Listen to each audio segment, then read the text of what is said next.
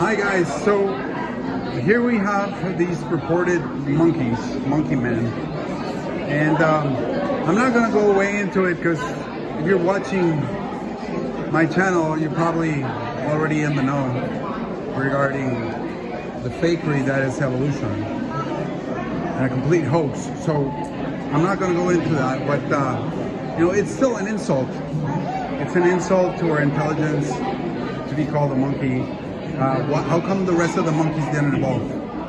So, I mean, there's just a gazillion arguments and proofs against it that you can research on your own. What I'm going to talk about in this video is about language and language creation, language generation.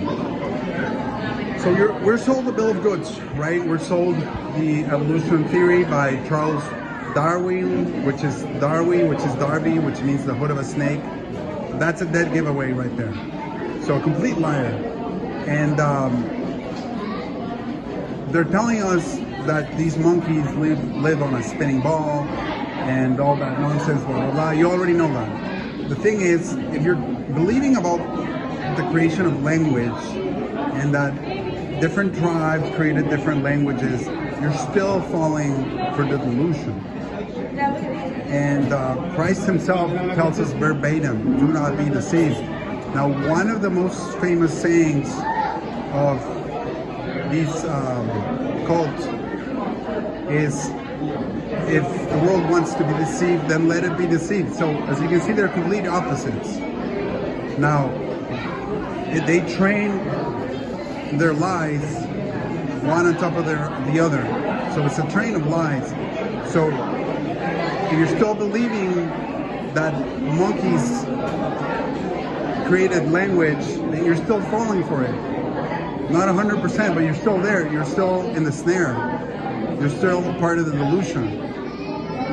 So language in its original form was not made by humans. Language in its original form is made by the universal superconsciousness that we refer to as God. I've stayed away from the name God, you know why? I've already done a video on it. But you can use the name if you want. I mean, it's all about intention at the end of the day.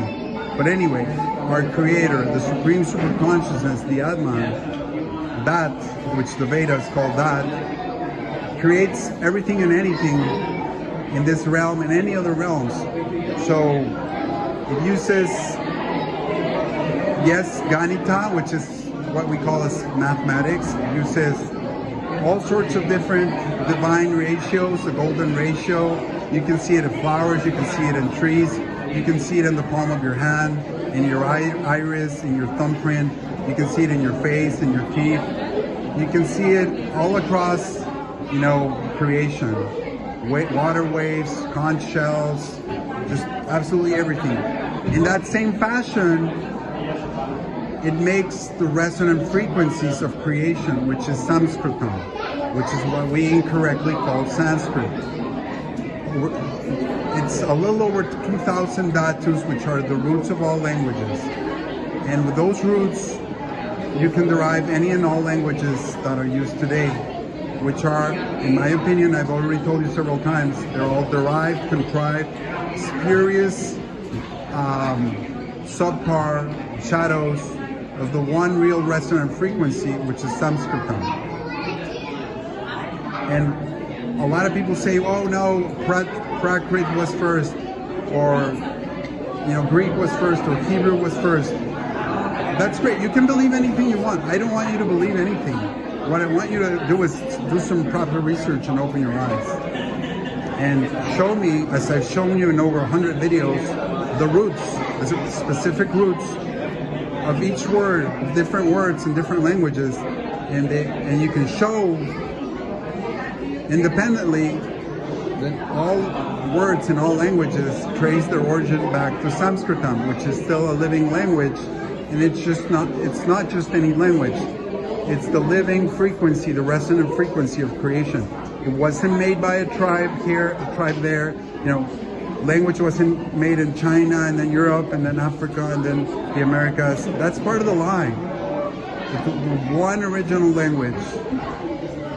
made by the Creator, gifted to humanity, and then the fallen angels were the ones that came in and disfigured the language.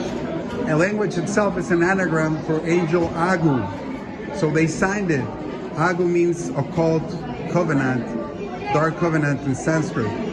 So there you have it. Do your own research, guys. Keys to the truth.